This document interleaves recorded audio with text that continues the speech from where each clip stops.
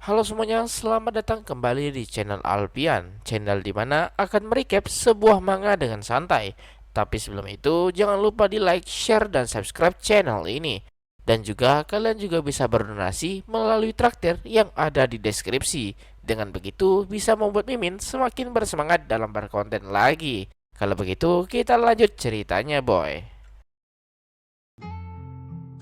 Kotaro yang sedang asik bersama temannya tiba-tiba ditepuk oleh seseorang, dan itu adalah Shiho yang membuat Kotaro kaget. Kotaro berkata kalau di sekolah mereka harus menjaga jarak, tapi Shiho benar-benar tak sabar menunjukkan hasilnya dengan rasa bangga, di mana ia berhasil melewati ujian susulan. Shiho merasa bangga sudah memamerkannya, tapi Kotaro merasa kalau Shiho pasti akan gagal. Shiho berkata kalau ia tak sebodoh itu, dan kalau ia mau berusaha keras, ia pasti bisa. Kotaro meminta maaf karena sudah menjahilinya. Kotaro pun memuji kalau Shiho memanglah hebat. Itu karena Kotaro sudah memberi semangat ke Shiho. Karena itulah Shiho melakukan yang terbaik. Shiho juga harus memberitahukan ini ke mamanya dan langsung menelpon. Sebelum pergi, Shiho berkata untuk merayakan bersama sepulang sekolah. Kotaro hanya bisa tertawa, tak sabar menantikannya. Mungkin ia harus mampir ke toko kue dan membelikan kue untuk Shiho. Ketika Kotaro berbalik badan, ia menyadari semua orang di kelas memperhatikannya. Kotaro menyadari kalau ia sudah membuat kesalahan. Teman Kotaro juga bingung sejak kapan ia akrab dengan Shiho. Mereka tak pernah melihat Shiho tersenyum seperti itu. Kotaro tak percaya mereka semua melihatnya, dan pasti sangat beruntung selama ini tak pernah terungkap. Tapi itu tentu tak mungkin karena karakter mob tak akan pernah beruntung. Dan tiba-tiba Ryoma mendatangi Kotaro karena ingin membicarakan sesuatu. Kotaro pun datang ke tempat di mana Ryoma berada dan akan berubah menjadi karakter sampingan yang penurut lagi. Kotaro bertanya apa yang ingin Ryoma katakan. Ryoma berkata itu soal Kotaro dan apa yang sudah Kotaro lakukan ke Shiho. Kotaro berkata kalau ia hanya melihat hasil ujian Shiho saja dan tak lebih, karena Shiho tampak sangat bahagia memperlihatkan nilainya yang bagus. Tapi Ryoma berkata untuk berkata jujur padanya, ia sangat mengerti kalau Shiho hanya tersenyum ke orang yang Shiho percayai saja. Bahkan Ryoma sendiri hanya melihat sekali senyuman Shiho, dan itu ketika mereka masih kecil. Shiho tersenyum padanya karena Ryoma adalah teman masa kecil dan merasa itu adalah sesuatu yang istimewa. Tapi Ryoma heran kenapa Kotaro dengan mudahnya membuat Shiho tersenyum, dan itu sangat tak wajar, yang artinya usaha yang selama ini Kotaro lakukan membuahkan hasil. Tapi Kotaro pura-pura tak mengerti dan membuat Ryoma jengkel karena ia sangat paham kalau ia selalu mendapatkan tatapan dingin dari Shiho. Namun ketika Shiho bersama Kotaro, ia terlihat sangat hangat. Ryoma menyadari kalau ia terlalu nyaman di posisi sebagai teman masa kecil, dan inilah hasilnya. Kotaro yang benar-benar ngeselin banget ini berkata untuk jangan dipikirkan lebih jauh. Tanpa sadar ia menabrak sebuah metronom, menandakan kalau waktu bagi Kotaro sudah bergerak dan ia tak bisa lagi berperan sebagai mob semata. Ryoma berkata kalau ia tak ingin menjadi teman masa kecil Shiho lagi karena ia juga menyukai Shiho dan akan serius mendekati Shiho mulai sekarang. Karena itulah Ryoma berharap kalau Kotaro bisa jujur kepadanya, tentu sebagai seorang rival, dan Ryoma serius soal ini. Di sisi lain, Kotaro benar-benar bingung bagaimana harus melindungi Shiho, dan tiba-tiba seseorang memanggil Kotaro dengan nama keluarganya yaitu Nakayama, dan Kotaro berkata kalau ia akan segera ke sana. Sedangkan Ryoma kaget karena ia pikir selama ini namanya Nakagawa. Ini tuh tanda-tanda narcissistic personality disorder, guys, dan Kotaro membenarkannya. Mulai sekarang Ryoma dan Kotaro bukanlah seorang teman, melainkan seorang rival, dan cerita pun berlanjut.